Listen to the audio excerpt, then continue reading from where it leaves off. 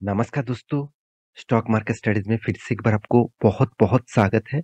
तो मैं आज डिस्कशन करने वाला हूँ, एक नहीं 2-2 कंपनी के बारे में, क्योंकि मैं 2 कंपनी के बारे में कंपैरिज़न करने के लिए वीडियोज़ लेके आ रहा हूँ, एक सीरीज़ लेके आ रहा हूँ। बहुत सारे कंपनीज़ के वीडियो में डिस्कस कर चुका हूँ प्रीवियस डे में, तो वो वीडियो आप देख सकते हैं। तो आज का जो टॉपिक है, वो टेक्सटाइल इंडस्ट्रीज़ के ऊपर है। तो टेक्सटाइल इंडस्ट्रीज़ में 2 कंपनीज़ के बारे में डिस्कस करूँगा। आप कहेंगे सर क्या बाकी कंपनी खराब है? ऐसे बिल्कुल भी नहीं। मैं टॉप 2 कंपनीज़ के बारे में डिस्कस करता हूँ, कभी-कभी टॉप 3 और 4 का, कभी 5 एंड 6 का, इस तरीके से डिस्कशन करता हूँ। देखिए मार्केट कैप के हिसाब से मैं डिस्कस करता हूँ, बाकी आप आपके हिसाब से भी रिसर्च कर सकते हैं अलग-अलग कंपनी के ऊपर। और कोई भी कंपनी के ऊपर डिटेल्स एनालिसिस चाहिए, कोई भी कंपनी के ऊपर डिटेल्स व्यू आप देखना चाहते हैं, तो उसके ऊपर उसके लिए मुझे कमेंट कर सकते हैं। तो चलो आज मैं डिस्कशन करूँगा टेक्सटाइल इंडस्ट्रीज़ के ऊपर, जो इंडिया के टॉप 1 एंड टॉप 2 कंपनीज़ के नाम में नाम दाखिल करा चुके हैं। तो यहाँ पे मैं कंपनी के डिटेल्स बताऊँगा, टेक्निकल चार्ट पैटर्न भी दिखाऊँगा, कौन-सा लेवल ब्रेकआउट कर चुके हैं, कौन-सा लेवल वो टच कर रहा है, कौन-सा लेवल ब्रेकआउट कर सकते हैं, वो सारा इन्फॉर्मेशन यहाँ पे मिलेगा। तो वीडियो को लास्ट तक देखना और चैनल को सब्सक्राइब भी कर लेना और साथ ही साथ टेलीग्राम को भी जॉइन कर लेना। तो चलो देख लेते हैं कंपनीज़ के डिटेल्स के बारे में। तो सबसे पहले कंपनी का नाम क्या है? मैं जिस कंपनी के बारे में बात कर रहा हूँ वो है ट्राइडेंट। तो आप कहेंगे सर 5 नंबर यहाँ पे दिखा रहा है। देखिए कुछ रैंकिंग के हिसाब से यहाँ पे दिखाया जा रहा है। तो मैं अगर कंपनी के कंपैरिजन के हिसाब से दिखा दूँ तो कंपनी नंबर 1 दिखेगा। तो टेक्सटाइल इंडस्ट्रीज में सबसे छोटा कंपनी, जो कंपनी ₹3 में चलने वाला कंपनी था, जो ₹3 से ₹70 तक जर्नी दिखाया और रिटेल निवेशक को मल्टीबैगर रिटर्न यहाँ पे दे चुके थे।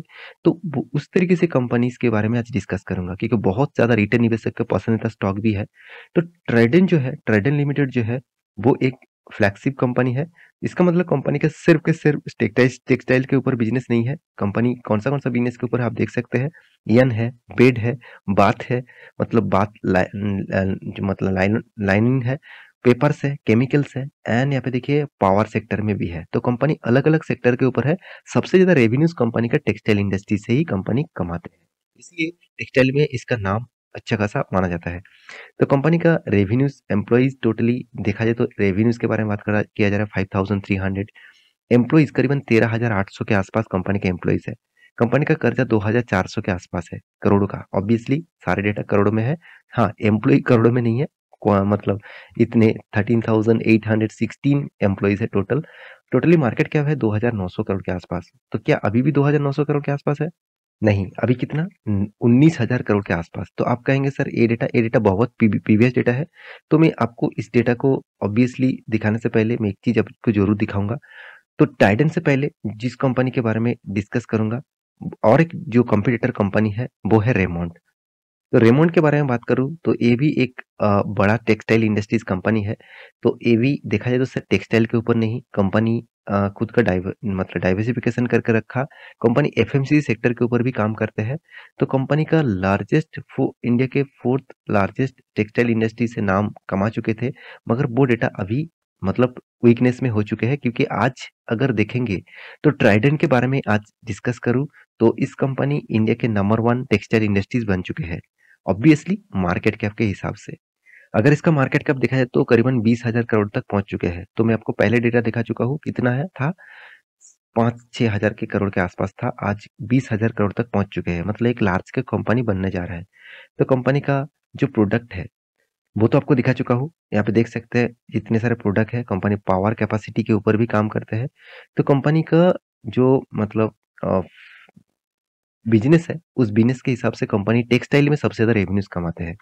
तो चलो कितना कर्जा है वो भी आपको दिखा देता हूँ। कंपनी का इनकम के हिसाब से कंपनी 800 मतलब 30-35 करोड़ के आसपास इनकम कर रहा है। करीबन 1180 करोड़ के आसपास कर्जा भी है, अराउंड 0.31% के आसपास। तो मैं जरूर कहूंगा 0.50 के आस नीचे है तो कर्जा अच्छा खासा लेवल में कंपनी ट्रेड कर रहा है, अच्छा खासा लेवल में कंपनी का परफॉर्मेंस देखने को मिला है। हाथ में कैश भी 500 करोड़ के आसपास है, 550 करोड़ के आसपास। कंपनी का सेल्स ग्रोथ अच्छा है, मगर प्रॉफिट को डाउन है। क्या पहले भी इस तरीके से प्रॉफिट को डाउन था? तो उसको मैं चलो दिखा देता हूँ। उसके बारे में बात करूँ तो देखिए, पहले कभी भी प्रॉफिट डाउन नहीं था, प्रॉफिट अच्छा खासा लेवल में था। सेल्स ग्रोथ थोड़ा सा इधर उधर देखने को मिला है। तो कंपनी के एक खासियत में बता दूं, कंपनी 22% के आसपास डिविडेंड दे चुके हैं। तो कंपनी का अर्निंग पर शेयर भी देखा जाए तो ₹1 के आसपास है। बहुत वीक है, मतलब अर्निंग पर शेयर बहुत कम है। कंपनी का डेट ऑफ डे जो है 27.4 है। इसका मतलब क्या है? कंपनी प्रोडक्शन करने के बाद जो माल बेच रहा है, उस माल बेचने के बाद पैसा कितने दिनों में हाथ में आ रहा है? 27 डेज में आ रहा है। तो इन्वेंटरी जो डे है 143 डेज है, तो इन्वेंटरी जो डे है। तो कंपनी का प्रॉफिट एंड लॉस के बारे में बात करूँ तो कंपनी का जो सेल्स ग्रोथ है वो हर साल में इंक्रीज होता जा रहा है। यही सबसे बड़ा खासियत है इस कंपनी का। तो कंपनी का एक्सपेंस जो है वो भी कंपनी मेंटेन करके रखा है। कंपनी का प्रॉफिट रेशियो हमेशा पॉजिटिव में देखने को मिलेगा। तो कंपनी 2022 में सबसे ज्यादा प्रॉफिट किया 800 करोड़ के आसपास। तो कंपनी कंटिन्यूअसली खुद का प्रॉफिट को मेंटेन कर रहा है। ये सबसे बड़ा खासियत है इस कंपनी का। कंपनी आपको रिटर्न भी धमाका दिया है। हाँ, 1 साल में नेगेटिव में रिटर्न दे रहा है क्योंकि कंपनी हाई लेवल से गिरावट देखने को मिला, क्योंकि हाई लेवल इसका 70 था और अभी 35 रुपीज़ के आसपास चल रहा है। तो इसका मतलब कंपनी 30% गिर चुके हैं। हाँ, भाई 1 साल में नहीं हुआ तो पीरि at the time of period देखा जाए तो कंपनी का अभी 60% 1 साल में लॉस चल रहा है। तो कंपनी के कैश फ्लो के बारे में बात करूँ तो कंपनी कैश फ्लो को भी बहुत अच्छी तरीके से मेंटेन कर रहा है। रिटर्न ऑफ इक्विटीज के बारे में बात करूँ, सॉरी, इन्वेस्टर के बारे में बात करूँ तो प्रोमोटर के बाद पब्लिक के पास सबसे ज़्यादा होल्डिंग है, क्योंकि पब्लिक इस तरीके से कंपनी को बहुत ज़्यादा इंटरेस्ट दिखाता है। और सबसे बड़ी बात जो है, कंपनी के एफआईएस और डीएस ने भी माल उठा के रखा, मगर उतना ज़्यादा माल यहाँ पे नहीं उठा के रखे हैं। तो ये था ट्राइडेंट के डिटेल्स। अभी बता देता हूँ आपको रेमोंड का डिटेल्स। तो रेमोंड के बारे में बात करूँ तो आप सभी जानते हैं ये भी एक पॉपुलर ब्रांड है। इसका भी ब्रांड एम्बेसडर एक टाइम में अमिताभ बच्चन जी रहा हुआ है, शाहरुख खान जी भी रहा है। तो इसका मतलब कोई भी बड़े स्टार इसका ब्रांड एम्बेसडर है, इसका मतलब उस कंपनी बहुत खास होगा, ऐसे बिल्कुल मत सोचना। कंपनी का खासियत है, कंपनी 1525 में स्टार्ट हुआ था, बहुत पुराना कंपनी है। मगर मुझे एक वीकनेस बहुत ज़्यादा लगा, इतने पुराना कंपनी होने के बाद आज भी 10,000 करोड़ के मार्केट कैप है। इसका मतलब इसका मैनेजमेंट टीम उतना स्ट्रांग नहीं है, मेरे हिसाब से। देखिए, आप मैं गलत भी जा सकता हूँ, मेरे एनालिसिस के हिसाब से इतनी पुराना कंपनी होने के नाते भी कंपनी का मार्केट कैप बढ़ना चाहिए था। इसका मतलब इसका मैनेजमेंट टीम खुद को बिजनेस तो कर रहा है, मगर बिजनेस को ग्रो कैसे करेंगे, ग्रो कैसे कराया जाए, उसके ऊपर फोकस उतना ज़्यादा स्ट्रांगली नहीं है। तो कंपनी 55 कंट्रीज के साथ बिजनेस करते हैं, जैसे यूएसए हो गया, यूरोप हो गया, जापान हो गया, मिडिल ईस्ट कंट्री हो गया। तो कंपनी का टोटल नेटवर्क है 1638 स्टोरेज है, और इंक्लूडिंग 1589 स्टोर्स है कंपनी का टोटल। तो कंपनी 600 टन्स एंड मतलब and cities in India 49 cities में कंपनी बिजनेस करते हैं। तो कंपनी का बिजनेस खासियत ऑब्वियसली है, मगर इसका मैनेजमेंट टीम में उतना ज्यादा मुझे स्ट्रांगनेस देखने को नहीं मिला। कंपनी का मार्केट कैप 10,000 करोड़ के आसपास है। कर्जा देखिए करीबन 9.93% के आसपास है, तो कर्जा भी ज्यादा है ट्राइडेंट से। तो इनकम करीबन 265 करोड़ के आसपास है, मगर कर्जा 2,400 करोड़ के आसपास है। तो कर्जा बहुत ज्यादा है इनकम की तुलना से देखा जाए तो।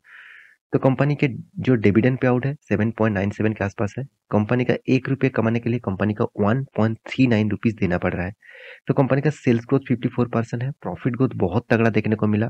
क्या पहले भी इस तरीके से तगड़ा प्रॉफिट था? तो चलो वो मैं आपको दिखा देता हूँ। उसके बारे में बात करूँ तो कंपनी एवरेजली प्रॉफिट को मेंटेन कर रहा है। सेल्स ग्रोथ पहले उतना खास नहीं था, इस सालों में ही कंपनी का सेल्स ग्रोथ पॉजिटिव देखने को मिला। कंपनी आपको रिटर्न बहुत शानदार दिया, 1 साल में तो धमाका कर दिया, 158% का रिटर्न दिया। और यही चीज़ देखकर रिटेल निवेशक ज़्यादा निवेश करके बैठे। तो करीबन 30% रिटेल निवेशक के पास है। प्रोमोटर के बाद अभी एफआईएस ने पहले जो माल उठा के रखे थे, उससे भी ज़्यादा होल्डिंग बढ़ा चुके हैं, और उसके साथ डीएस भी माल होल्ड कर चुके हैं।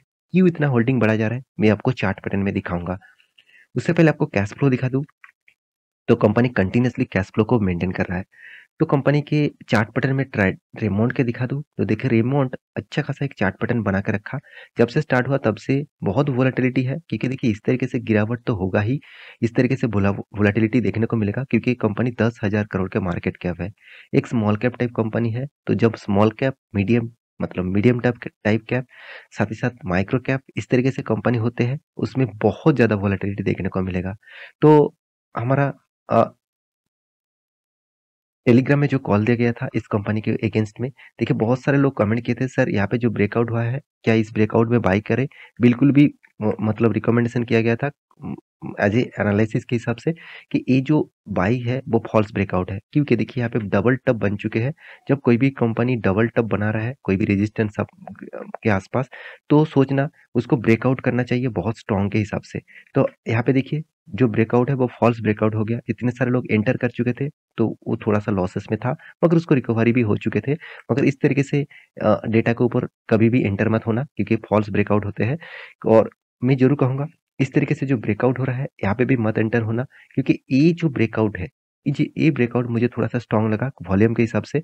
फिर भी मैं इस तरीके से ब्रेकआउट को अभी भी मतलब स्ट्रांग नहीं मानूंगा। मैं ब्रेकआउट स्ट्रांग मानूंगा इस कैंडल में। आप कहेंगे सर क्यों? क्योंकि देखिए ये जो प्रीवियस जो हाई था वो यहाँ पे भी हाई किए थे, यहाँ पे भी हाई किए थे, उस हाई को ब्रेक किया इस कैंडल ने।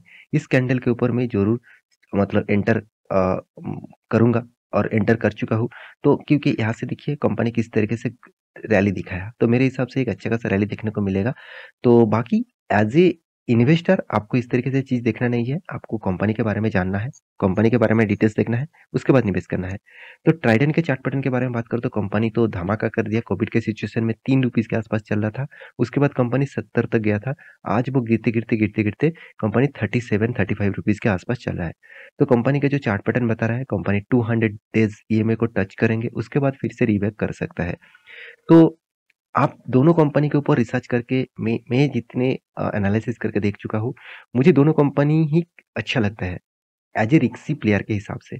मगर दोनों कंपनी अगर बेस्ट हिसाब से माना जाए तो मुझे टाइडन अच्छा लगता है कंपैरिजन टू रेमंड, क्योंकि रेमंड अच्छा होने के बाद भी, इतने दिनों के काम करने के बाद भी, आज भी उसका मैनेजमेंट टीम उसको ग्रोथ नहीं करा पाए। इसका मतलब कंपनी अच्छा होने के बाद भी उसका मैनेजमेंट टीम उतना खास मुझे नहीं लगा।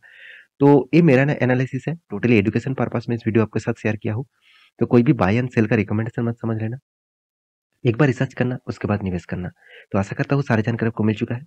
मेरे वीडियो कैसे लगा जरूर कमेंट करना, इसी तरीके से वीडियो पाने के लिए चैनल को सब्सक्राइब भी करना। मिलते नेक्स्ट नया स्टॉक लेके, तब तक के लिए अच्छे से रहिए, अपने ख्याल रखिए, बाय बाय।